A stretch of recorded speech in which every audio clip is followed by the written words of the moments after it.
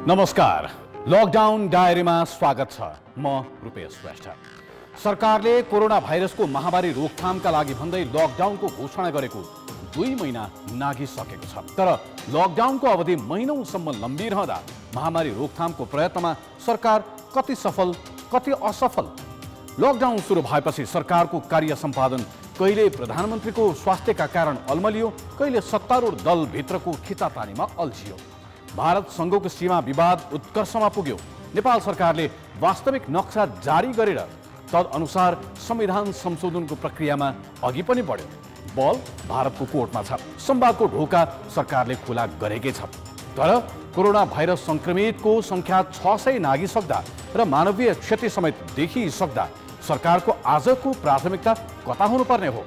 आजको कार्यक्रम यसै विषयमा केन्द्रित रहनेछ। सुरु गरौँ आजको लकडाउन डायरी।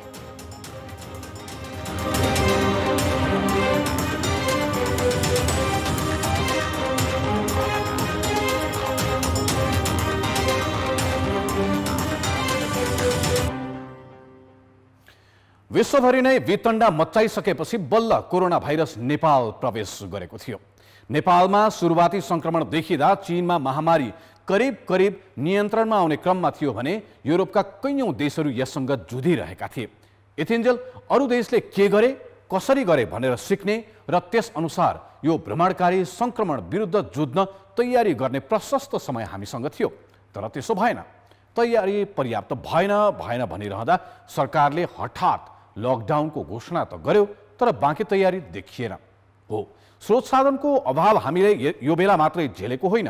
हाम्रा सीमितताहरू सधैँ नै छन्। तर कमजोरी देखाएर उम्किने समय यो हुँदै होइन। केन्द्रदेखि स्थानीय तहसम्म विभिन्न समिति उपसमिति बने, क्वारेन्टिन केन्द्रहरू बनाउने होड नै चल्यो। कोरोना विशेष अस्पताल बनाउने त प्रतिस्पर्धा नै चल्यो भन्दा पनि हुन्छ।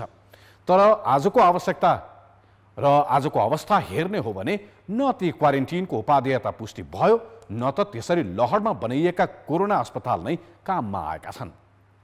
परिणामतः हरेक दिन क्वारेन्टिनमा राखिएकाहरू भागिरहेका छन्। आइसोलेसनमा राखिएका संक्रमितहरू समेत बेपत्ता भइरहेका छन्। विश्व स्वास्थ्य संगठन भन्छ परीक्षण। तर हामीकोमा विज्ञ र नागरिक स्तरबाट घोक्रो सुकुन्जेल परीक्षण बढाउन भन्दै आवाज उठिरहँदा पनि न परीक्षण सन्तोषजनक बढेको छ, न त त्यसका लागि आवश्यक किटको व्यवस्था नै पर्याप्त छ। लकडाउन लम्ब्याउने लगायत सरकारले गरेका केही निर्णय सकारात्मक छन्, मान्नुपर्छ। तर अरू थुप्रै समस्याका बीच सरकारको ध्यान कता छ, प्राथमिकता केमा छ? आज हामीले उठाउने विषयले सरकारको प्राथमिकता कता छ भन्ने प्रश्न पार्ने प्रयत्न गर्नेछ। सुरु गरौँ प्रदेश 5 को गाउँपालिका नरैनापुरको प्रसङ्गबाट। रोजगारीका लागि भारत गएका नेपालीहरू धमाधम गाउँ भित्रिरहँदा कोरोना संक्रमितहरू पनि यो गाउँमा धमाधम भेटिन थाले। नरैनापुर गाउँपालिकामा मात्रै 116 जनामा संक्रमण देखियो। गाउँमा बनाइएको क्वारेन्टिनमा अहिले झन्डै 800 जना राखिएका छन्। संक्रमित बिरामीलाई आइसोलेसनमा राख्न अर्को कठिनाइ छ। नेपालगञ्जसम्म अर्थात् अस्पतालसम्म पुर्याउनका लागि एम्बुलेन्स छैन। गाउँमा उपचार गर्न स्वास्थ्य केन्द्र अहेवको भरमा चलेको छ। क्वारेन्टिनबाट मानिसहरू भागाभाग हुन थालेपछि गाउँपालिकाले केन्द्र सरकारलाई गुहारेको छ। अहिले हाम्रो सम्पर्कमा सोही नरैनापुर गाउँपालिकाका अध्यक्ष इस्तियाक अहमद शाह हुनुहुन्छ। अध्यक्षज्यू, स्वागत छ लकडाउन डायरीमा तपाईँलाई। धन्यवाद हजुर। तपाईँ अहिले एउटा स्थानीय तहको सरकारको नेतृत्व गरिरहनु भएको छ अनि त्यहाँ हुनुपर्ने व्यवस्थापनको नेतृत्व पनि तपाईँकै मातहतमा चलिराखेको छ। तर अहिले आएर केन्द्र सरकार गुहार्नुपर्ने स्थिति चाहिँ किन आयो?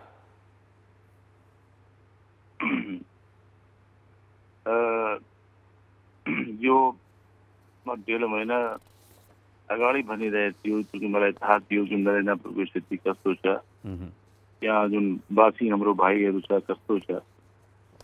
सबभन्दा ठुलो कुरो यहाँ चेतनाको कमी छ, एजुकेसन छैन, पढाइ लेखेको मान्छे धेरै कम छन्। यहाँ सब लेबर क्लासको थियो।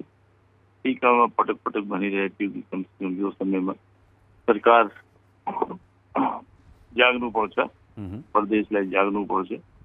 मलाई लाग्छ कि यो हामी सिस्टम अगर पहिला बनाएको थियो तो यो यति बढ्न मुस्किल थियो।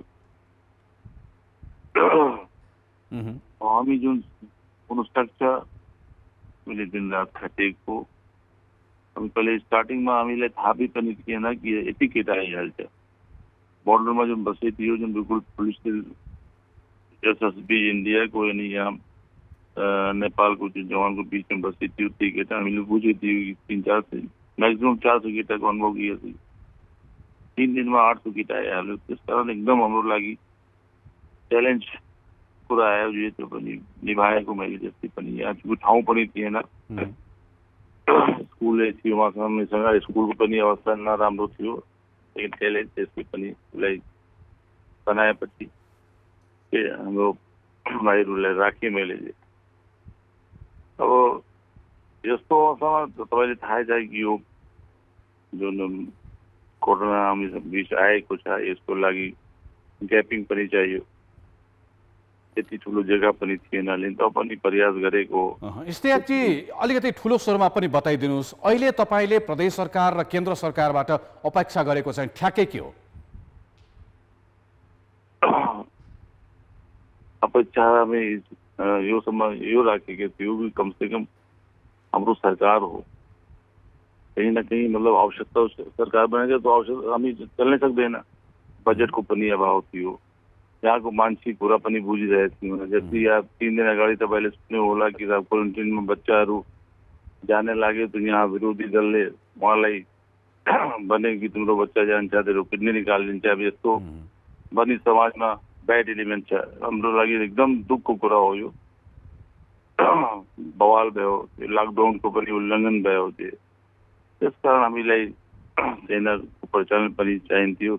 आज सरकारले पूर्ति गरेको सेना आएको थियो आज नरेन्द्रपुरमा आएपछि यहाँको लागि एकदम राम्रो भयो कि कमसेकम मान्छे सुरक्षित पनि हुन्छ, बुझिनु पनि हुन्छ कि यहाँ कसरी लकडाउन हुनुपर्छ। अब हामीसँग डॉक्टर छैन, यो सबैमा कमसेकम आज 23 वर्ष भइगयो, एउटा एमबीबीएस डॉक्टर छैन हामीसँग। यो पनि हेर्नुपर्छ सरकारलाई। तपाईँले थाहा छ कि नरेन्द्रपुरको स्थिति, हामी इन्डियाबाट घुमेर आउँथ्यौँ पहिले नेपाल, अब बाटो बनिरहेछ, अब 1.5 घन्टाको बाटो भइयो। यो पनि हाम्रो लागि राम्रो हो, जनताको लागि पनि राम्रो भयो। बत्ती छैन हामीसँग, आइसोलेसनको कुरा भइरहेको थियो, हामीले कसरी बनाउने। म त तयार छु, लेकिन अब यही समस्या चाहिँ कसले गर्ने? इस्तेयाकजी, यो समस्याहरूको बारेमा लकडाउन सुरु भइसकेपछि प्रदेश सरकारसँग केन्द्र सरकारसँग तपाईको कति कुरा भयो? प्रदेश सरकारका प्रतिनिधिहरूले तपाईलाई के भने? र अहिले हामी दृश्यमा पनि देखाइरहेका छौँ नरायणपुरमा तपाईले बनाउनु भएको क्वारेन्टिन र क्वारेन्टिनमा बसिरहेका मानिसहरू, उनीहरूको व्यवस्थापनका लागि गर्नुपर्ने कुराहरूको बारेमा तपाईको प्रदेश सरकारसँग र केन्द्र सरकारसँग कति कुरा भएको छ? म त पटक पटक कुरा गरिरहेको छु जे हाम्रो मान्ने पनि लागिरहेछ, हाम्रो विधायक पनि लागिरहेछ। म दिनरात खटिरहेछु, जे इन्फर्मेसन दिइरहेछु। त पनि सरकारले यति लेट किन गर्नुभयो? अहिले पनि के गरेको हो? के आउँछ कुरा माथिबाट? के कुरा आउँछ? भइरहेछ, कुरा भइरहेछ, यही हो, भइरहेछ। 2 महिना बितिसक्यो। कुरामा 2 महिना बित्यो। यो 3-4 दिन यताको प्रसङ्ग हेर्ने हो भने पनि तपाईँ जुन गाउँपालिकाको अध्यक्ष हुनुहुन्छ नरेन्द्रपुर, तपाईँले बनाउनु भएका क्वारेन्टिनहरूमा भागाभागको स्थिति भएको छ, त्यहाँ झडपको स्थिति पनि करिब भएको छ। आज त्यसैको सिलसिलामा त्यहाँ निषेधाज्ञा पनि जारी गरिएको छ, गाउँ सिल गर्ने काम भएको छ। यो बीचमा हुनुपर्थ्यो के भइरहेको छ के? हजुर, जस्तो अहिले आजको दिनमा नरेन्द्रपुरमा सिल गरियो, निषेधाज्ञा जारी गरियो होइन? अब यो क्रममा क्वारेन्टिनमा जुन हिसाबले 800-900 मान्छेहरू तपाईँले राखिराख्नु भएको छ, यसले संक्रमण बढाउला कि घटाउला त? मलाई लाग्छ कि पहिलादेखि अब केटा पनि बुझिरहेछ अनि पर्सेन्टेज कम पनि भएछ। हामीसँग 850 जना पुगिथ्यो, त्यसमा 114 जना माइनस भयो। एक ठाउँमा आज नेगेटिभ आएपछि उहाँलाई छोडेको हो 36 जनालाई, 3 ठाउँ खाली भएछ। अब पहिलादेखि मलाई लाग्छ कि अब रिजल्ट राम्रो आउँछ। त जो यहाँको अवस्था यस्तो थियो कि डर चाहियो उहाँलाई समाजमा, यति डराउ थिएन पहिला। अब सेना आएपछि अब पुरा मेसेज, मतलब सेना यहाँ पुगेपछि, यहाँ पुरा हामी आएपछि नेपालबाट भर्खर पुगेको हो घरमा, मलाई सबै इन्फर्मेसन आइरहेछ, सेना आएको त्यस्तै ठाउँ हो हाम्रो। भनेको आज सेना आउँदैछ भन्ने बारेमा पनि तपाईलाई जानकारी थिएन प्रष्ट रूपमा? नहीं पब्लिकको भनिरहेको छु। मलाई त थाहा थियो कि आज सेना आउने जे, लेकिन यो मेसेज जनताबाट आइरहेछ कि सेना आइगयो, मतलब यहाँ देहाती भाषामा सेना आइगयो, मतलब तपाईँहरू भिड नलगाउनुहोस्, सब रिजर्भ छ, भोलि हाम्रो ईदको कार्यक्रम छ, सबै पूजा घरमा गर्ने यस्तो मेसेज आइरहेछ। कहीं न कहीं यस्तै पहिलादेखि टाइट भइरहन्थ्यो, यो मलाई लाग्छ कि यो पर्सेन्टेज कम आउँथ्यो सिस्टममा। हामीले सिस्टमको लागि मैले पहिल्यै भन्दै थियो कि जस्तै यो धुपैडियामा तपाईँले सुन्नु होला कि धेरै आइसकेको 200 क्याम्प बनाएको थियो सेनाले। जस्तै मैले भनेको थियो कि यहाँ 200 क्याम्प लगाएपछि 500-600 केटा आएपछि एकदम राम्रो ठाउँ बनाउन सकियो त्यसमा। त्यो पनि पटक पटक मतलब भन्नै सक्दैन, मतलब भनिरहेको छु। अब सुन्नेवाला त चाहियो, जति भने पनि सुन्ने स्थिति चाहिँ छैन। धन्यवाद अध्यक्षज्यू। नरैनापुर गाउँपालिकाका अध्यक्ष इस्तियाक शाह हामीसँग कुराकानी गर्दै यस्तै छ। आज नरैनापुरमा निषेधाज्ञा जारी गरियो, सेना पुगेको छ, क्वारेन्टिनमा अस्तव्यस्त अवस्था छ, भन्नुपर्ने कुराहरू गाउँपालिका अध्यक्षका नाताले गाउँपालिकाको नेतृत्वले प्रदेश सरकारलाई भनिराखेको छ। तर भन्दै छन् गाउँपालिकाका प्रतिनिधिहरू, सरकारले सुनेको छ छैन हामीलाई थाहा छैन।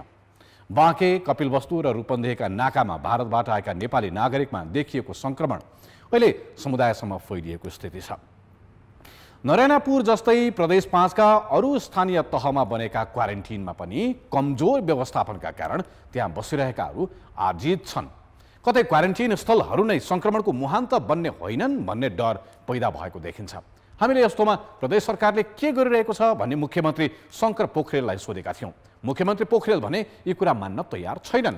हेरौँ, बुटवल स्थित हाम्रा संवाददाता अमृता अनमोलले क्वारेन्टिनमा बसेका र आइसोलेसनमा रहेकाहरू किन असन्तुष्ट बनेका र किन भागेका भन्ने गरेको प्रश्नमा मुख्यमन्त्री पोखरेलको जवाफ। स्वाभाविक रूपमा चाहिँ अब न्यूनतम सुविधाको अपेक्षा गर्नु त ठिक हो, तर चाहिँ अब एक प्रकारले भन्यो भने अस्वाभाविक माग राख्ने र चाहिँ असहमति प्रकट गर्ने कुरा उचित होइन। बाहिरबाट आउँदाखेरि उहाँहरू चाहिँ अब लामो यात्रा, असुरक्षित यात्रा गरेर चाहिँ ट्रकमा खाँदिएर कन्टेनरमा लुकेर अनेक तरिकाबाट आउँदाखेरि त्यसलाई स्वाभाविक मान्ने, यहाँ चाहिँ विद्यालयहरू जस्तो खुला ठाउँमा क्वारेन्टाइन राखेको कुरालाई चाहिँ यस्तो ठाउँमा हामी बस्दैनौँ भन्ने खालको कुरा चाहिँ एक प्रकारले भन्ने हो भने रोगमाथि चाहिँ जुन प्रकारको सतर्कताको आवश्यकता पर्छ त्यो चेतनाको अभाव हो भन्ने ठान्छु। घर जान खोज्ने कुरा त किमार्थ उचित कुरा होइन, तर चाहिँ एक प्रकारले भन्ने हो भने हामी कहाँ कस्तो देखा पर्यो भन्दाखेरि पोजिटिभ देखिएकालाई पनि पोजिटिभ होइन भनेर पनि घर लान खोज्ने प्रवृत्ति पनि देखियो। कोरोना विशेष 4वटा अस्पताल लगभग भरिसकेको अवस्था छ। आइसोलेसन बेडहरू सबै तयार नहुँदाखेरिमा छिटो उद्धार भएन कि भन्ने चाहिँ त्यस्तो त होइन। जस्तो कि म तपाईँलाई के कुरा बताउँ भन्दाखेरि हामीले छोटो अवधिमा तयारी गर्ने क्रममा चाहिँ केही समय त लाग्छ नै। अर्कोतर्फ के हुन्छ भन्दाखेरि यो सङ्क्रमितहरूलाई कहाँ लैजाने भन्ने खालको कुरा त जिल्लाको सिसिएमसीको निर्णयको प्रक्रियाद्वारा निर्धारण हुन्छ। त्यस अर्थमा उहाँहरूले चाहिँ ठाउँ व्यवस्थापन गरिकन लाने कुराहरूमा केही समय लागेको हुनसक्छ, तर चाहिँ तयारीको प्रक्रिया चाहिँ अगाडि बढेको छ। हाम्रा 3वटा प्रयोगशाला छन्, तिनीहरूको चाहिँ अलिक सुस्त छ, गति चाहिँ परीक्षणको दर चाहिँ सुस्त छ। अब यो कसरी अगाडि बढ्ला? अहिले चाहिँ अब कतिपय प्रयोगशालाहरूले 1 शिफ्ट 2 शिफ्टको काम गरेका छन् भने तिनीहरूलाई चाहिँ 3 शिफ्टसम्म चाहिँ काम गर्ने गरी जनशक्ति व्यवस्थापन गर्ने भन्ने खालको कुरा भएको छ। नेपालगञ्ज र दाङ प्रयोगशालाले चाहिँ अब तत्कालै काम गर्ने हिसाबले तयारी गरिसकेका छन्। उनीहरूले आफ्नो क्षमता बढाइसकेका छन्। यो यता चाहिँ गाउँपालिको प्रयोगशालामा चाहिँ क्षमता बढाउने खालको तयारी सुरु भएको छ। खासमा सङ्घीय सरकारले किट र उपकरण सहयोग गर्ने भन्ने कार्ययोजना थियो। पछिल्लोचोटि चाहिँ अब प्रदेशले चाहिँ व्यवस्थापन गर्नुपर्छ भनिसकेको छ। तपाईँहरूले अब कसरी गर्नुहुन्छ? के देखियो भन्दाखेरि हाम्रो आवश्यकता र उसले पठाउने लजिस्टिक सपोर्टका बिचमा ग्याप देखा परेपछि चाहिँ प्रदेशले पनि आफूसँग चाहिँ स्टक राखिरहनुपर्छ भन्ने खालको सोचमा हामी छौँ। किनकि भोलि महामारीको स्थितिमा त अब केन्द्रले चाहिँ घेर्देला भनेर बसेर साध्य हुँदैन। त्यस अर्थमा हामीले आफ्नो स्रोतबाट गर्न सक्ने कुराहरू पनि गर्दै गरौँ। केन्द्रबाट प्राप्त हुने चिजका लागि पनि जुन प्रक्रिया छ त्यो प्रक्रियाबाट प्राप्त गरौँ भन्ने खालको कुरा भएको छ।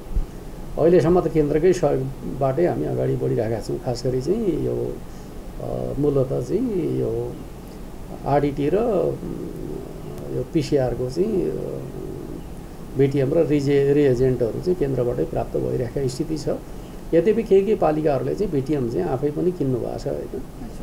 त्यसलाई हामीले चाहिँ बिटिएमहरू चाहिँ प्रत्येक जिल्लालाई, खास गरी तराईका जिल्लाहरूलाई बिटिएम किन्नका लागि भनेर 5-5 लाख रुपियाँ चाहिँ प्रत्येक जिल्लाका जनस्वास्थ्यहरूलाई उपलब्ध गराइसकेका छौँ।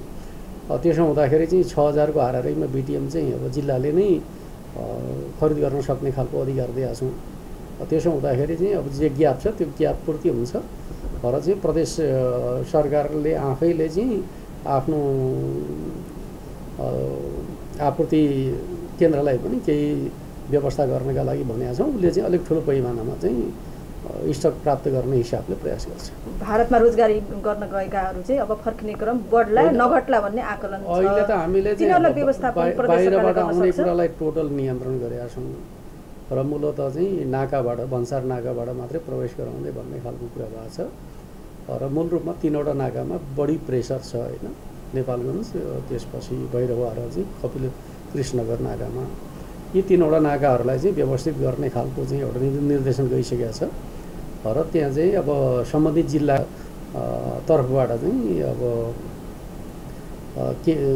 क्वारेन्टाइनहरू निर्माण गरिकन चाहिँ लिएर राख्ने खालको प्रबन्ध अन्तर्गत चाहिँ अनुरोध भइआएमा त्यहाँ पठाइदिने भन्ने कुरा भएको छ। त्यस अन्तर्गत चाहिँ मेरो हिसाबले यति बेला त हामीले चाहिँ झन्डै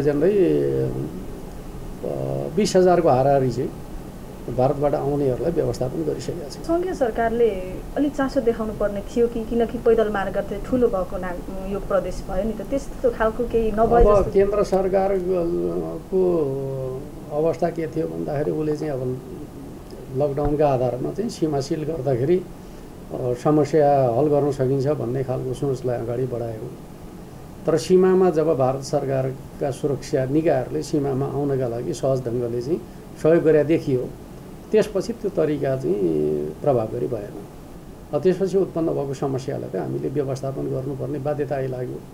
त्यस अर्थमा हामीले व्यवस्थापन गर्दै आएका छौँ र हामीले केन्द्र सरकारलाई के भनेका छौँ भन्दाखेरि अब यो प्रदेशमा चाहिँ झन्डै 52 जिल्लाका मान्छेहरू प्रवेश गरे अवस्था छ र 52 जिल्लाका मान्छेहरूका सन्दर्भका बारेमा सबै हामीले चाहिँ क्वारेन्टाइनमा राखेर व्यवस्थापन गर्ने कुरा सम्भव हुँदैन। 12 जिल्लाको कुरा त अब हाम्रो जिम्माको कुरा अब हामी आफै गरिहाल्छौँ। बाँकी जिल्लाका हकमा चाहिँ सम्बन्धित प्रदेशहरूलाई चाहिँ निर्देशन जारी गरियोस् भनेर भनेका छौँ। प्रदेश 5 भित्र चाहिँ बाहिरबाट आउनेका लागि चाहिँ प्रदेश 5 तयार छ र सक्षम छ भन्ने लाग्छ। सम्भव हुन्छ अब उतै सुरक्षित बस्ने, किन यात्रा असुरक्षित हुँदो रहेछ प्रमाणित भइसकेको छ। यात्रा गरेर आउनुपर्ने बाध्यता छ भने सुरक्षित यात्रामा मात्रै आउने, त्यो जोखिमपूर्ण यात्रा नगर्ने। जति बेला सुरक्षित यात्राको सम्भावना हुन्छ त्यति बेला मात्रै यात्रा गर्ने। त्यसपछि आइसकेपछि यात्राका क्रममा चाहिँ सामाजिक दूरी भन्छ नि, सोसियल डिस्टेन्स र सुरक्षा मेजरमेन्टहरू कम्तीमा चाहिँ मास्क लगाउनु पऱ्यो। त्यतिसम्मको काम गरिदिनु भयो भने म के ठान्छु भन्दाखेरि आधी समस्या हल हुन्छ। अहिले जुन दरको सङ्क्रमण चाहिँ बाहिरबाट आउनेहरूमा देखिएको छ त्यो चाहिँ 50% घट्छ भन्ने लाग्छ। र क्वारेन्टाइनमा बस्दाखेरि चाहिँ सामाजिक दूरी कायम गरिदिनु पऱ्यो। क्वारेन्टाइनमा बस्ने फेरि चाहिँ भिडभाड गरेर चाहिँ रमाइलो गर्ने खालको जुन तरिका प्रयोग भएको छ, धेरैजसो सङ्क्रमणको कारण त्यो बनेको छ। क्वारेन्टाइनमा बस्नेहरूले दूरी कायम गरिदिनु पऱ्यो। हामी चाहिँ करिब 1500 आइसोलेसन सेन्टर बनाउँदैछौँ भनौँ अहिले तत्कालका लागि। 1500 हुँदाखेरि चाहिँ मोटामोटी रूपमा चाहिँ प्रदेश 5 को आवश्यकतालाई पुरा गर्न सकिन्छ भन्ने खालको सोच छ। र यतातिर चाहिँ अब लक्षण देखिएका बिरामीको उपचारका लागि अहिले हाम्रो जुन 250 क्षमता छ त्यसलाई बढाएर 400 पुर्याउने खालको योजनामा छौँ। त्यसो हुँदाखेरि 400 सम्म लक्षण देखिएका बिरामीको उपचार गर्न सक्छौँ हामी। 1500 सम्म चाहिँ पोजिटिभ देखिएकाहरूलाई राख्न सक्छौँ। त्यो प्रकारको क्षमता निर्माणको प्रक्रियामा जुटिएका छौँ। त्यस अर्थमा मलाई के लाग्छ भन्दाखेरि अब महामारीकै रूपमा फैलिहाल्यो भने त यो पनि कम होला, अन्यथा हामी व्यवस्थापन गर्न सक्छौँ भन्ने लाग्छ। प्रदेश 5 का मुख्यमन्त्री शङ्कर पोखरेल, सबै कुरा ठिकठाकै छ, सबै कुराको तयारी भइरहेकै छ, बनाउने काम भइरहेकै छ, दिनुपर्ने निर्देशन जारी गरिराखिएकै छ, व्यवस्थापनको कुराहरू पनि भइराखिएकै छ। मुख्यमन्त्री भन्छन् हामी तयार छौँ, सबै कुरा ठिक छ। तर अर्कोतिर गाउँपालिकाका अध्यक्षको कुरा भिन्न छ। हुन त महामारीको बेला 3 तहका सरकारहरूबीच व्यापक सहकार्य र समन्वय हुनुपर्ने हो, तर स्थानीय सरकारले प्रदेश र केन्द्र सरकारको मुख ताक्नुपर्ने र केन्द्र सरकार तलका अरू सरकारले गर्लान् नि भनेर बसेको देखिएको छ। यो प्रदेश 5 को मात्रै कुरा होइन, समस्या होइन, प्रदेश 1 मै पनि उस्तै हालत छ। झापामा 36 जनामा संक्रमण देखिँदा 33 जनामा त कचन कवल गाउँपालिकाका मात्रै छन्। संक्रमित सबै केही दिन अघि भारतबाट आएका थिए। अहिले गाउँपालिकाको क्वारेन्टिनमा 212 जनालाई राखिएको छ। तीमध्ये 133 जनालाई रेड जोनमा राखिएको छ र तत्कालै परीक्षण गर्नुपर्ने आवश्यकता रहेको बताइएको छ। भारतबाट ठूलो संख्यामा भित्रिँदै गरेको अवस्थामा गाउँपालिकालाई भने व्यवस्थापनको चिन्ता थपिएको छ। गाउँपालिका अहिले क्वारेन्टिनमा राखिएकालाई पनि खाना खुवाउनै नसक्ने स्थितिमा पुग्न लागेको छ। हामीसँग यति बेला जोडिएका छन् कचन कवल गाउँपालिकाका अध्यक्ष अन्जर आलम। आलमजी, स्वागत छ तपाईलाई लकडाउन डायरीमा। धन्यवाद। हामीले सुन्यौं त्यहाँनिर तपाईले क्वारेन्टिनमा राखेका व्यक्तिहरूलाई खाना खुवाउन पनि समस्या छ, व्यवस्थापनको उधुम समस्या छ भनेर सुनिराखेका छौं। के छ स्थिति, ठ्याक्कै स्थिति के छ बताइदिनुहोस् त। अब अहिले ठ्याक्कै स्थिति भन्दाखेरि हाम्रो कचन कवलमा जम्मा 5 वटा क्वारेन्टाइन हामीले स्थापना गर्यौं, जसमा अहिले 4 वटामा हामीले भारतबाट आएका नेपाली नागरिकहरूलाई राखेका छौं। अहिलेसम्म हामीसँग आइसकेको टोटल 200 करिब 50 जना नागरिकहरू करिब आइसकेको छ, जसमध्ये हामीले अहिले सम्म 162 जनाको PCR चेक गराइसकेका छौँ। 162 PCR अहिले हामीले चाहिँ लगभग आजै यो 162 को PCR भएको छ। योभन्दा अगाडि हामीले 105 जनाको PCR चेक गराएका छौँ, जसमध्ये सुरक्षाकर्मीहरू पनि छ, स्वास्थ्य कर्मीहरू पनि छ र ड्राइभर छ हामीले। र अहिले हाम्रो अवस्था वास्तवमा हामीले अहिले गाउँपालिकाले सबै क्वारेन्टाइनहरूमा खानाको व्यवस्था, उहाँहरूको लागि बस्ने बेडको, झुलको, तकियाको लगायत उहाँहरूलाई ब्रस, पेस्ट, साबुन, अनि जुन अहिले हामीहरूले खास गरेर स्कुललाई क्वारेन्टाइन बनाएको छौँ, जहाँ सबै पूर्वाधार कुनै स्कुलमा थिएन। जस्तै पानीको कुनै स्कुलमा व्यवस्था थिएन, त्यहाँ पानीको व्यवस्था गर्नु पर्यो। कुनैमा तपाईको बिजुली बत्ती थिएन, त्यहाँ हामीले बिजुली बत्तीको व्यवस्था गर्यौं। हामीले दृश्यमा पनि देखाइरहेका छौं तपाईले गर्नुभएको व्यवस्थापन। विद्यालयमा स्कुलका डेस्क बेन्चहरूलाई नै सुत्ने ठाउँ बनाइएको छ, झोल टाङ्नु भएको छ, पानीको व्यवस्थापन पनि गर्नु भएको छ। यो झट्टै हेर्दाखेरि क्वारेन्टिन हो कि के हो भन्ने अलमल पनि हुन सक्छ। कतिको अप्ठ्यारो परेको छ यतिको व्यवस्थापन गर्नलाई पनि? एकदमै अप्ठ्यारो परेको छ, किनकि अब यो अहिले खास गरेर अचानक जुन 250 को हाराहारीमा हामीसँग भारतबाट चाहिँ हाम्रै दाजुभाइहरू भारतले ट्रेन खोलेको कारण जुन अहिले अचानक हामीले यो बोझ उठाउनु परेको छ, यो चाहिँ एकदम कठिनाई नै हामीलाई महसुस भएको छ। तर पनि गाउँपालिकाले आफ्नो बल बुताले चाहिँ हामी गरिरहेका छौँ, पछि परेका छैनौँ। हाम्रै दाजुभाइ हो, हामी पछि पर्ने छैनौँ। जे जस्तो गर्नुपर्दा हामी यो अवस्थामा, यो महामारीको अवस्थामा र हाम्रो नेपाली दाजुभाइ जुन भारतबाट खास गरेर भारतले जुन ट्रेन खोलिदिएको छ, त्यो ट्रेनको कारणले, ट्रेन खोलेको कारणले चाहिँ भारतको सिमानामा ल्याएर चाहिँ छोड्दो रहेछ र त्यहाँबाट भारतीय एसएसबीहरू हाम्रो सिमानामा ल्याएर छोड्दो रहेछ र हामीले उहाँहरूलाई गाउँभित्र नछिरोस् भनेर हामी हाम्रो कब्जामा लिएर चाहिँ अहिले क्वारेन्टाइनमा राखेका छौँ। यो स्थिति आउन सक्छ भनेर त पहिला सोचिएको थियो होला कि सोचिएको थिएन? होइन, यो स्थिति आउँछ भनेर सोचिएको थियो, तर कस्तो भने यति धेरै परिणाममा आउँछ भन्ने कुरा हामीले वास्तवमा सोचेका थिएनौँ। किनकि लकडाउन थियो, विश्वकै प्राय देशहरू नै लकडाउन हो, भारत नेपाल त एकदमै लकडाउन हो। यो लकडाउनको अवस्थामा पक्कै पनि भारतबाट आउँदैन, नेपालकै दाजुभाइहरू चाहिँ आउने क्रम थियो र केही 22 के अरे लगभग तेस्रो मुलुकबाट चाहिँ 22 जना चाहिँ कचन कमलमा अहिलेसम्म आइसकेको अवस्था छ र नेपालकै केही दाजुभाइहरू विभिन्न काठमाडौँ लगायत विभिन्न ठाउँबाट आउँदाखेरि उहाँहरूलाई पनि हामीले राखेका थियौँ। करिब 2 महिना अगाडि नै हामीले कचन कमल वार्ड नम्बर 3 मा करिब त्यहाँ 50 बेडको क्वारेन्टाइन हामीले स्थापना गरेका थियौँ। आलमजी एउटा कुरा बताइदिनुहोस् न, जस्तो तपाईँले क्वारेन्टाइनको व्यवस्थापन गर्नु भएको छ, बाहिरबाट आएकाहरूलाई बस्नको लागि राख्नु भएको छ, त्यो त सकारात्मक कुरा नै मानौँ।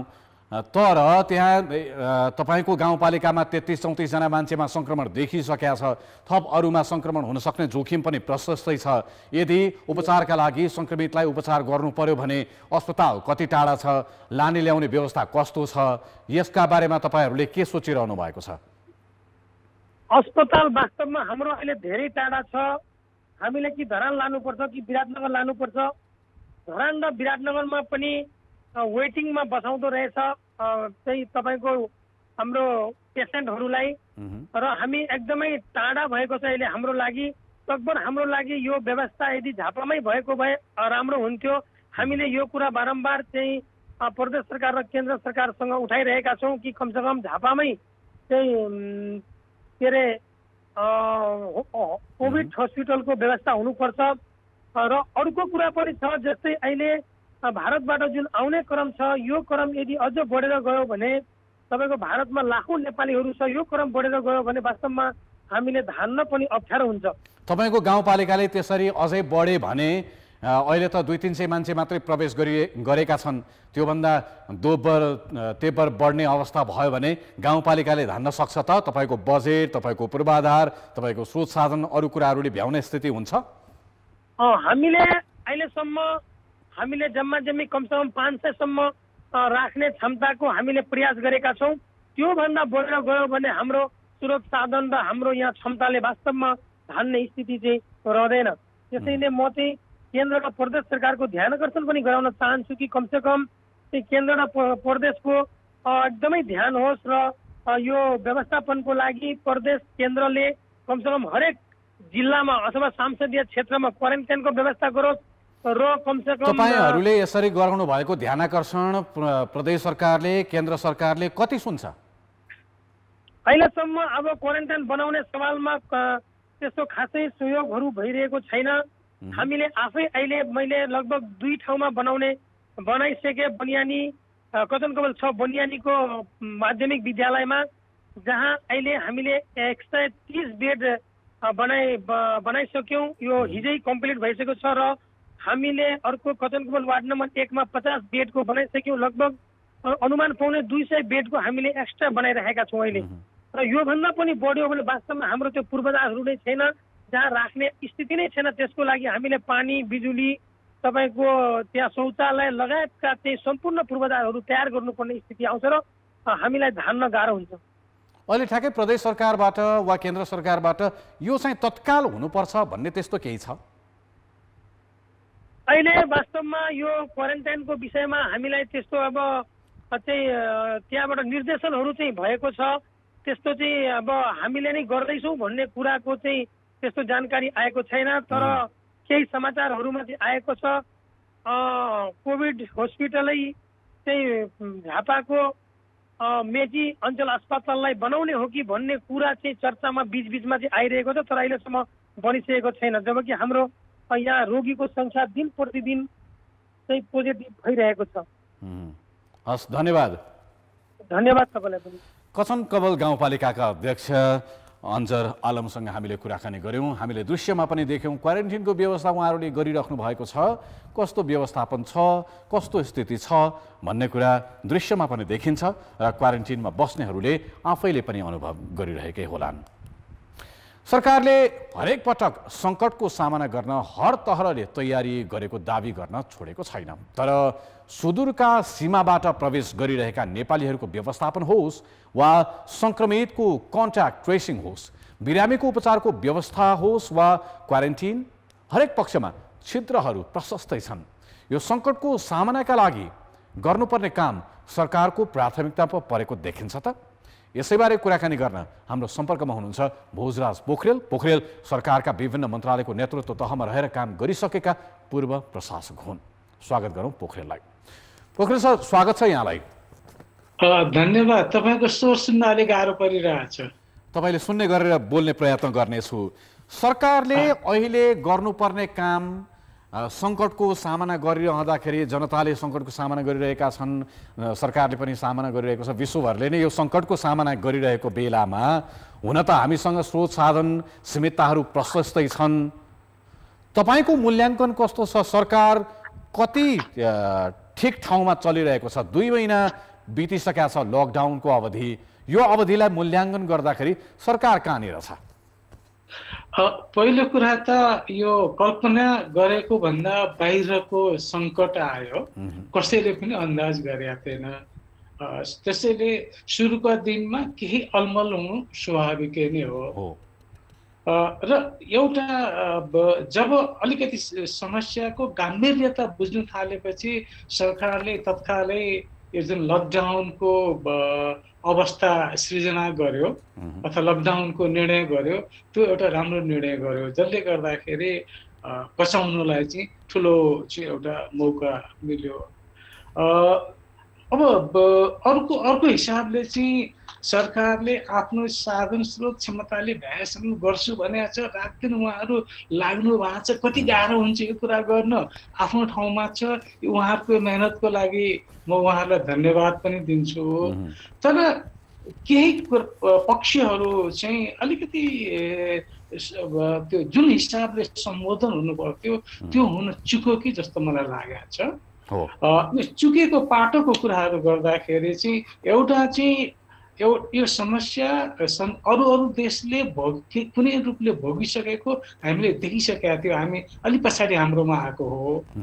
त्यस अनुसारको मुलुकमा हुन सक्ने सम्भावित समस्याको आकलन गर्न हामी चुक्यौँ, जसले गर्दाखेरि अहिले जुन सबै तरका समस्याहरू आएछ एउटा त्यसको परिणति हो।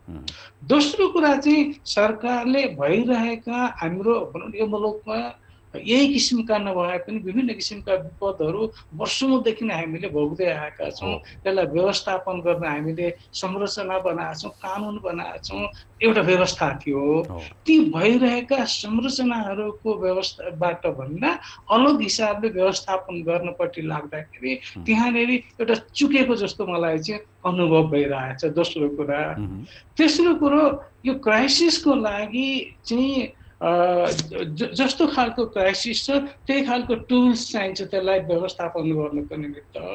यस्तो किसिमको ठुलो महामारी छ, यो महामारीलाई व्यवस्थापन गर्ने हाम्रा प्रक्रिया पद्धति र स्पिड चाहिँ नर्मल अवस्थाले काम गर्ने तिनै टुल्सहरूलाई नै प्रयोग गरिराखेको देखिन्छ, जसले गर्दाखेरि चाहिँ कुराहरू आउँछ, निर्णय पनि हुन्छ, त्यो कार्यान्वयन हुन सक्दैन। किनभनेदेखि टुल्सहरूलाई चाहिँ इमर्जेन्सीलाई व्यवस्थापन गर्ने टुल्स हामीले व्यवस्थापन गर्न सकेनौँ। अर्को सबभन्दा बढ्ता हाम्रो चाहिँ विभिन्न पाटोहरू देखियो, कन्ट्रोभर्सीहरू पनि आयो। सरकार 2-3टा कुराहरूमा अलि नमिठो हिसाबले चुक्यो भन्छु म। किनभने जुन यो महामारीको व्यवस्थापन भनेको आइसोलेसन गर्ने, ट्रेसिङ गर्ने, त्यसपछि त्यसको टेस्टिङ गर्ने हो। यो कुरा सुरुदेखि नै थाहा थियो।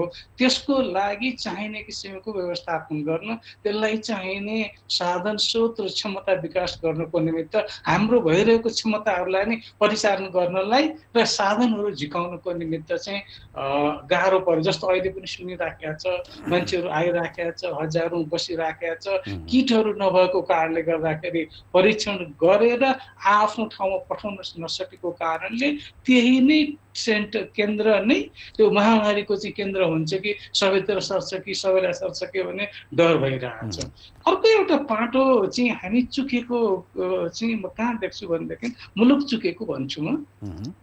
यो समस्या भनेको एउटा सिङ्गो सरकारले मात्रै समस्या समाधान गर्ने यो राष्ट्रको समस्या हो। राष्ट्रभित्रको जति साधन स्रोत र क्षमता छ यो सबै यसमा आउनु पर्थ्यो। अहिले नै जुन अघि तपाईँको रिपोर्टमा मैले अलरेडी सुने, अब त्यो आएकोलाई राख्नेलाई जुन जुन किसिमको हामीलाई गाह्रो पर्यो, कहाँ चाहिँ त्यो क्वारेन्टाइन राख्ने, त्यसको व्यवस्थापन गर्ने, उ गर्ने भनेर एकातिर त्यो अवस्था। अर्को जति पनि हाम्रा बोर्डर पोइन्टहरू छन् ती सबै बोर्डर पोइन्टहरूमा त हजारौँ मान्छेहरूलाई एडजस्ट गर्ने किसिमका लजहरू छ, होटेलहरू छ, ती सुविधाहरू छ।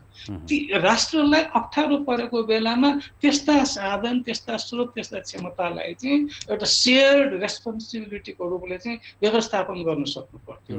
त्यस्तै जुन हस्पिटलहरूको अब हामीलाई अहिले नै क्राइसिस आउन थालिसकेका छ। अझ यो संक्रमितको संख्या बढ्दै गयो भनेदेखि त भोलि हामीलाई एउटा भयावह अवस्थामा पुग्नुपर्ने अवस्था हो। अझै बढ्ने सम्भावना प्रशस्तै देखिन्छ। संख्या बढिरहेको रफ्तारले पनि त्यही नै देखाउँछ। त्यो क्रममा चाहिँ अहिले जति पनि मुलुकभित्र भएका सबै हस्पिटलहरूलाई हरेक क्षेत्रहरूमा मेडिकल स्कुलहरू छ, मेडिकल हस्पिटलहरू छ, अरू हस्पिटलहरू छ। अब त अञ्चलमा पुगिराखेका छ प्राइभेट सेक्टरको भन्दाखेरि त्यही रिसोर्सहरूलाई पनि ट्याप गरेर अरू नर्मल सर्भिसहरूलाई र यो कोभिड सम्बन्धी सर्भिसहरूलाई चाहिँ व्यवस्थापन गर्नलाई आफ्नो क्षेत्रहरूमा नै व्यवस्थापन गर्न सकिन्थ्यो नि तिनीहरूलाई लिएर। अर्थात् मैले के भन्नु खोजेँ भनेदेखि एकहोरो सरकारले मात्रै गर्ने होइन, यो क्राइसिसको निमित्त सारा मुलुकलाई झरुक्क उठाएर सबैसँग सहकार्य गर्नुपर्ने हुन्छ।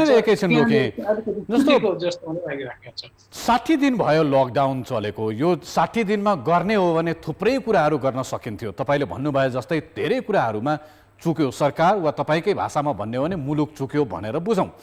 अघि भर्खरै हामीले एउटा प्रदेशका मुख्यमन्त्रीज्यूसँग कुराकानी जुन गरेका थियौँ त्यो प्रस्तुत गऱ्यौँ। मुख्यमन्त्रीज्यू भन्दै हुनुहुन्छ हामी तयारी गरिरहेका छौँ, हामी आइसोलेसनका सेन्टरहरू बनाइरहेका छौँ, क्वारेन्टिनहरू थप्दैछौँ, यो तयारी भइरहेको छ। प्रदेशका मुख्यमन्त्रीले यसो भनिरहँदाखेरि दुईटा गाउँपालिकाका अध्यक्षको कुरा सुन्दाखेरि हामीलाई प्रदेश सरकारले र केन्द्र सरकारले गर्नुपर्ने कुराहरू गरेकै छैन, हामी भनिरहेका छौँ, कसैले सुनिरहेको छैन भनेर गाउँपालिकाका अध्यक्षले भन्नुभयो, स्थानीय सरकारका नेतृत्वले। यता केन्द्र सरकारको ध्यान चाहिँ कहाँनिर हुनुपर्ने थियो जुन यो 60 दिनमा देखिएन? यो प्रश्नमा तपाईँको जवाफ। अब यसमा अब उहाँहरूले जुन आफ्नो कुरा राख्नुभयो, उहाँहरूलाई जुन पीडा परेको छ त्यो कुरा उहाँहरूले भन्नुभयो होइन। त्यसको आधारमा मैले हेर्दाखेरि चाहिँ के देख्छु भनेदेखि म कहिलेकाहीँ भनौँ न यो सिस्टमभित्र म पनि बसिरहेँ, यस्ता यही नभए पनि यस्तो खालको भनौँ 2050 सालको त्यत्रो ठुलो बाढीको बेलामा रातभरि म पनि मन्त्रालयमा सुतेर नै व्यवस्थापन गरेँ हौँ। त्यतिखेर गृह सचिवको मन्त्रालयमै बसेर भनौँ कति गाह्रो हुन्छ व्यवस्थापन गर्न मलाई थाहा छ। तर अहिलेको ट्रेन्ड मैले के देखिरहेको छु भनेदेखि मैले फेरि पनि भन्छु व्यवस्थापन गर्न असाध्यै नै गाह्रो छ। सुत्न बस्न खान नपाइकन उहाँहरूले काम गरिराख्नु भएको छ, तर ढङ्ग नपुग्दाखेरि गाह्रो पर्यो।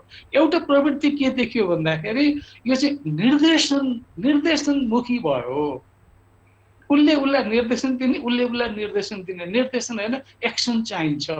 त्यो एक्सनलाई र निर्देशनको बिचमा तादात्म्यता नभएको देख्दछु म एउटा। दोस्रो चाहिँ केन्द्रले जुन हिसाबले यो इस्युलाई बुझ्नु पर्थ्यो, जुन किसिमको सिरियसनेस हुनु पर्थ्यो, कहीँ अब यो कुनै कारणले अलिकति हामी चुक्यौँ भन्छु म, चुक्यौँ होइन।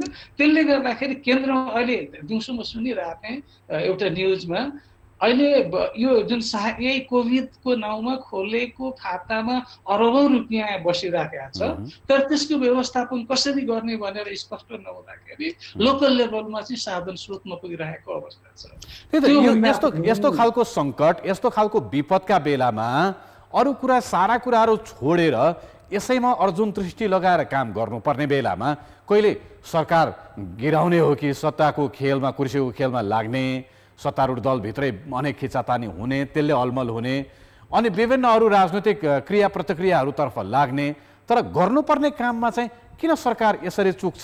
सरकारमा बसेर काम गरेको नाताले, सरकारी संयन्त्रहरूमा बसेर काम गरेको नाताले, तपाईँले भने जस्तै विपदमा पनि त्यही हिसाबले काम गरेको नाताले यस्तो बेलामा सरकार किन हराउँछ? कुहिरोको काग जस्तो किन हुन्छ? अहिले यस्तो हो हेर्नुहोस्, प्राथमिकताका कुराहरू हो। अहिलेको यो मुलुकमा कोभिडबाट सृजित समस्याको समाधान भन्दा अरू प्राथमिकताको कुरा केही पनि छैन। साधनको स्रोत, साधन, क्षमता सबैलाई त्यो सरकारको, निजी क्षेत्रको, प्राइभेट जसको छ यसैमा लगाउने, किनभने लगाउनु पर्ने हो। त्योभन्दा ठुलो अरू प्राथमिकता छैन। तर अब के भएर हो, अब चाहिँ बेला बखतमा चाहिँ अन्य कुराहरू, डिस्ट्र्याक्टिभ कुराहरूमा मुलुक लागेको देख्दाखेरि अचम्म पनि लाग्दछ।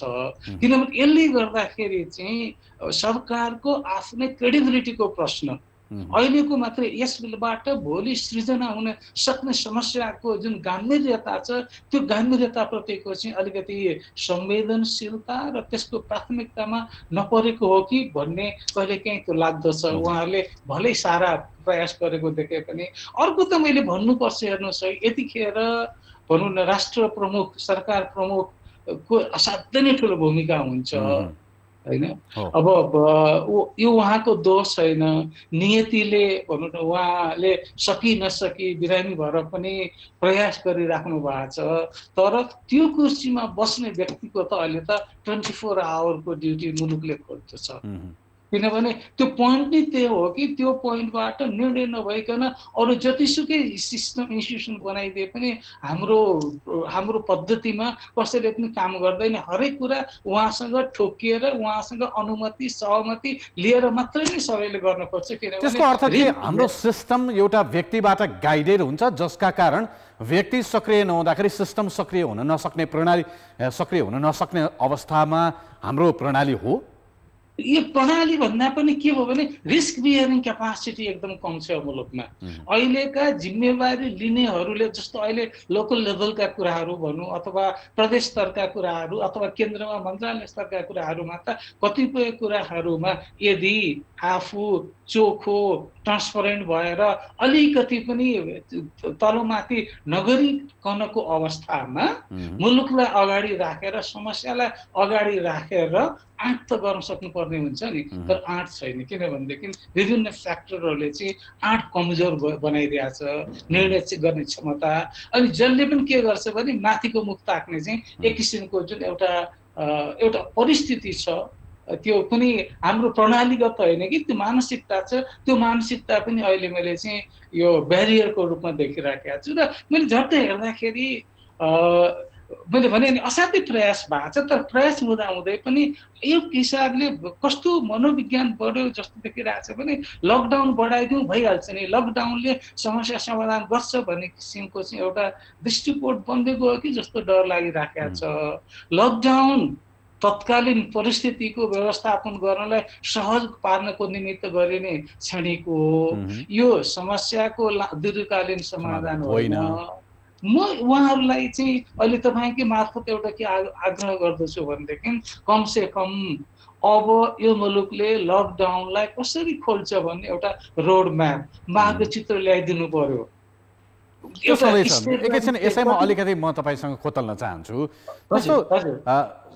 जुनसुकै बेलामा पनि अलि ठुलो समस्या परेको बेलामा, अलिकति ठुलो सङ्कट आइपरेको बेलामा राजनैतिक नेतृत्वले प्रशासनलाई दोष देखाउने र प्रशासनले, कर्मचारी संयन्त्रले राजनैतिक नेतृत्वलाई दोष देखाउने परिपाटी पहिलेदेखि नै चलिआएको परिपाटी हो। अहिलेको अवस्थामा चाहिँ तपाईँको नजरमा कहाँनिर चुक्या छ? यो कसले काम गर्न नसकेको, राजनैतिक नेतृत्वले वा कर्मचारी संयन्त्रले? होइन, काम सबैले गरिरहेछ, तर जसले नै गर्ने र काम गर्न सकेन, कामको मेलो चाहिँ मिल्न सकेन, च्यानलाइज हुन सकेन। जनताले त्यो कुराको सब गर्नेले त नखाइकन रात दिन 24 घण्टा गरिराखेको छ, खट्या छ, तर मेलो मिसेन। जनताले त्यो कुरा अनुभूत गर्न पाएन। जनताले अनुभूत गर्ने किसिमको चाहिँ हाम्रो त्यस अनुसारको चाहिँ हामीले चाहिँ पर्फर्मेन्स देखाउन सक्यौँ। त्यसको परिणति त हो नि। काम दिन रात नभनेर काम गरिरहेकाहरू पनि छन् भनिरहँदाखेरि हामी पनि भन्छौँ, हामी पनि समाचारमा दिइरहेका छौँ। सिंहदरबारमा कति वार्ता भए, बालुवाटारमा कति संवाद भए, छलफल भए, प्रधानमन्त्रीले नै मन्त्रीहरूसँग कतिसम्म परामर्श गरे, सचिवसँग, तल प्रदेशका नेतृत्वसँग स्थानीय तहका प्रतिनिधिहरूसँग पनि विभिन्न तह तब्कामा विभिन्न समिति उपसमितिहरूमा छलफल वार्ता भएका कुराहरू हामी सुनिरहेका छौँ। तर यो काम भयो कि भएन भन्ने कुरा त जनताले महसुस नगरेसम्म काम भयो या भएन, माथिबाट जति कराए पनि त्यो काम भएनकै अर्थ लाग्ने होइन र? त्यही त मैले भने जनताले जतिसुकै गर्नेले मैले गरेँ भने पनि जसले पाउनु पर्ने जसले देख्नु पर्ने त्यसले अनुभूत नगरेसम्म जतिसुकै गर्छु भने पनि त्यो देखिँदैन।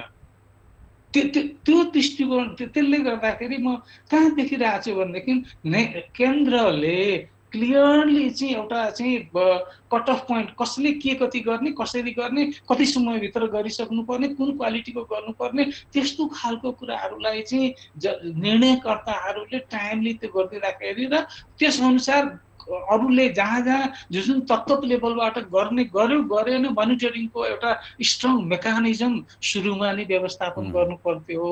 तर अलमलमा गइरहेको हो कि जस्तो चाहिँ मैले अनुभूत गरिराखेको छु। तपाईले अघि एउटा संकेत गर्नुभयो, म फेरि पनि दोहोऱ्याउँछु, यस्तो क्राइसिसको बेलामा मुलुकलाई त केही दुईटा ठुला महत्त्वपूर्ण घटनाले त कता पुर्याइदियो नि। एक्ज्याक्टली त्यही कुरामा जाउँ। जस्तो अघि तपाईँले एउटा कुरा उक्काउनु भयो, प्रधानमन्त्रीज्यूको आफ्नो स्वास्थ्यका कारण पनि र अरू केही कारण पनि होलान् जसले गर्दा धेरै समय दिएर अझै सक्रिय रूपमा काम गर्नुपर्नेमा त्यति गर्न नसकेको स्थिति पनि छ भनेर उल्लेख गरिरहँदा व्यक्तिगत तहमा नजाउँ, तर के हाम्रो मुलुकमा यस्तो खालको विपद र यस्तो खालको सङ्कट सामना गर्नका लागि राजनैतिक नेतृत्व तयार नभएको वा क्षमता नभएको भन्ने सङ्केत गर्न खोज्नु भएको हो? होइन, मैले तयार छैन क्षमता छैन भन्दा पनि ढङ्ग पुगेन भन्छु म। तयार ढङ्ग नपुग्ने भन्दा क्षमता नहुनु नै हो नि, होइन र? होइन भन्नाले अब त्यो अलिकति छ, सबै कुरा गरेको पनि देखिन्छ, प्रयास पनि देखिन्छ, तर रिजल्ट देखिँदैन भनेदेखि त कहीँ केही कमजोरी त देखियो नि त। त्यही त कार्यकारी तहमा रहेर काम गरिरहँदाखेरि त रिजल्ट परिणाम नदेखिँदासम्म क्यापासिटी क्षमता भन्ने कुरा त देखिएन फेरि। र त अब रिजल्ट आउने हिसाबले हाम्रा प्रयासहरू केन्द्रित हुन सकेनन्। हुन सक्छ अब आगामी दिनको कुरा गरौँ न। क्षमताको कमीले गर्दाखेरि त्यो भएको पनि हो, तर त्यो हो भने त्यही कुराहरूमा क्लियरली जनतालाई चाहिँ भनिदिनु पर्यो नि त, मेरो यो अवस्था थियो, यतिसम्म सकेँ, यति हुन सकेन, कि स्पष्टता जति भइदियो त्यति नै मान्छेले ट्रस्ट गर्ने त हो नि। क्रेडिबिलिटी भने त ट्रान्सपरेन्सीमा छ। अब यहाँनिर जस्तो अब 60 दिन पार भइसकेको छ, पहिलो दिन लकडाउनको पहिलो दिन वा दोस्रो दिन वा तेस्रो दिन जस्तो स्थिति थियो आज त्योभन्दा थोरै फरक छ, तर त्यति धेरै सुधार भएको स्थिति छैन। सङ्क्रमितको सङ्ख्या पछिल्ला केही दिनमा यो 1-1.5 साता यता निकै धेरैको सङ्ख्यामा बढेको छ। यो अझै बढ्ने सङ्केतहरू देखिन्छन्, विज्ञहरू पनि त्यही आकलन गरिरहेका छन्। सरकारको तयारी, सरकारको काम गर्ने शैली र अहिलेसम्म गरेको पर्फर्मेन्स जे कार्य सम्पादन छ सरकारको, यसले आगामी दिनहरू कति कठिन वा कति सहज के होला, तपाईँको अपेक्षा के छ? हेर्नुहोस्, अब यो जुन किसिमको समस्या आयो, यो समस्या नै कसरी जान्छ भन्ने यकिन हुन सकेन। तर अरू राष्ट्रहरूले भोगेको अवस्थालाई हेर्दाखेरि चाहिँ हाम्रा आगामी केही महिना केही समय चाहिँ अलिकति अप्ठ्यारोतिर जान्छ कि भन्ने आकलन गर्नुपर्ने परिस्थिति छ। सङ्क्रमणको दरको बारेमा भन्दा पनि म तपाईँसँग सरकारको कार्यशैली, तयारी, क्षमता यो सबै कुराहरूलाई हेरेर अबको दिनमा सरकारले गर्ने कामलाई हेरेर चाहिँ कति सहज कति असहज हो, म त्यसैमा जाँदैछु। मैले अब सरकारले तत्कालै भनौँ न, एउटा त जुन किसिमको महामारीलाई नियन्त्रण गर्नुपर्ने कुराहरू के काम छ त्यो हेरौँ न पहिला। एउटा त महामारीको नियन्त्रणको कुराहरू त टप प्राथमिकता हिजो पनि थियो, आज पनि छ र केही समय त्यो पनि रहन्छ। एउटा त्यो कामको कुरा हो। दोस्रो कुरा भनेको जुन हिसाबले बाहिरबाट भारत भनौँ अथवा अन्य मुलुकहरूबाट लाखौँ लाख मान्छेहरू चाहिँ अब आउने परिस्थिति र अवस्था बनिराखेका छ, त्यसबाट सृजित परिस्थितिजन्य कुराहरूको अर्को अवस्था।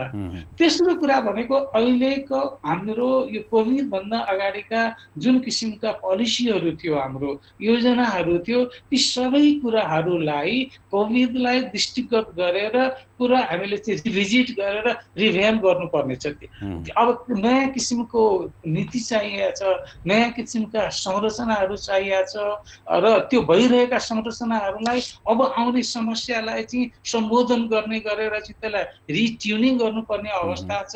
र अर्को चाहिँ अब साधन स्रोत घटिरहेको अवस्थामा थप साधन स्रोत चाहिँ यी व्यवस्थापन गर्न चाहिने कुराहरू भएको परिप्रेक्ष्यमा र अहिलेकै ढर्राले हामी अगाडि बढ्ने हो भनेदेखि त गाह्रो हुन्छ। किनभने लकडाउन त कुनै दिन त खुल्छ, लकडाउन खोल्नुका दिनसम्ममा अब आजसम्म त मान्छे खान नपाएर मरिहालेको छैन भन्ने हामीसँग मान्यता छ होइन, त्यो इन्फर्मेसन त्यो आएको छैन।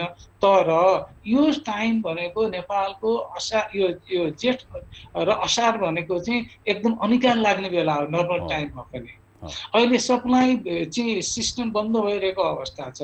अब गाउँघरमा मान्छेहरू कसरी बाँच्छ त्यहाँदेखिका कुराहरू चाहिँ रोग लाग्नु मात्रै होइन कि त्यसपछि त अरू विपदहरू पनि आउन थाल्छन्। गर्मीको समय छ, अन्य रोगहरूको संक्रमण, बाढी पहिरोको विपद, असाध्यै नै जटिल समय छ सबै हिसाबले गर्दाखेरि। र अहिलेसम्मको जुन ढर्राबाट कन्टिन्यू गरिराखेका छ लोकल लेभलले भन्नुहोस् अथवा प्रदेश लेभलले अथवा केन्द्र सरकारले, उहाँहरूले चाहिँ आफूलाई चाहिँ अझ बढी चुस्त पार्नुपर्छ। होइन भनेदेखि यो समस्यालाई पार लगाउनलाई चाहिँ धेरै गाह्रो पर्छ र त्यसपछि आउन सक्ने अरू जटिलताहरूलाई चाहिँ थाम्न हामी सक्छौँ कि सक्दैनौँ भन्ने सम्मको प्रश्न अहिले एउटा चाहिँ शोचनीय विषय भइसकेको छ। धन्यवाद तपाईँलाई समय र यो संवादका लागि। धन्यवाद। धन्यवाद। उहाँ हुनुहुन्थ्यो भोजराज पोखरेल, पूर्व प्रशासक। हामीले उहाँसँग सरकारको प्राथमिकता कुन हिसाबले हुनुपर्ने थियो, कतातर्फ गइराखेको छ, कहाँनिर चुकिराखेको छ भन्ने बारेमा कुराकानी गऱ्यौँ।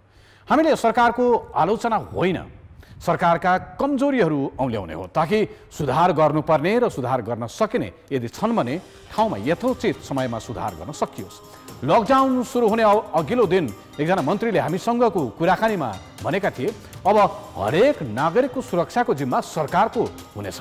हो, यस्तो बेला हरेक नागरिकले राज्यको उपस्थितिको अपेक्षा गरेका हुन्छन्। हुन त ठुल्ठुला विकसित राष्ट्र समेत महामारीको अगाडि निरीह बनेको हामीले देखिरहेकै छौँ, देखेकै छौँ, अनुभव पनि गरेका होला। तर हामीसँग समय थियो, अझ पनि बाँकी नै छ। हामीले यति भन्न खोजेका छौँ। आजको लागि लकडाउन डायरी यति नै। लकडाउन डायरीको अर्को अङ्क अर्को दिन। प्रोड्युसर चिरण पौडेल, सहकर्मी डिपी उपाध्याय तथा क्यामेरा र प्रविधिमा रहेका साथीहरूसँगै म रूपेश श्रेष्ठ पनि बिदा चाहन्छु। कान्तिपुर टेलिभिजन हेर्दै गर्नुहोस्। नमस्ते।